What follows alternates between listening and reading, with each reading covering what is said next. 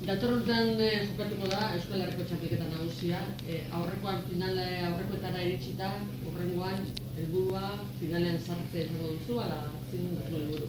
Bueno, noski nahiko nukela Euskal Herriko txapelketa bateko finala iritsi. Bai, nik adibidez ikusi lehenengo finala ere Euskal Herrikoa izan zen. Eta orduan gogoa da kanetako magia puntu hori, eta egon daiteken plazaik handinetakoa da, bertsolaritzari dagokionean, bertsogintzari berari.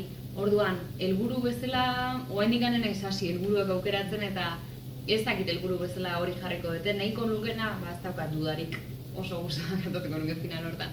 Baina uste dute atsedenaren ondoren dagokina dena dela txapelketan indakoa pixka bat arreta jartzia, ikustea non eman diezaiokeen gehiago nere buruai gehiago askatzeko, eta nun gehiago lotu hanka sartzeko, eta orduan oraingoz momentuan etzako barrura behiratzeko pixka bat eta zeatan nahi deten deskubritzeko, eta helburuak horren arabera jartzeko asmoa dakat.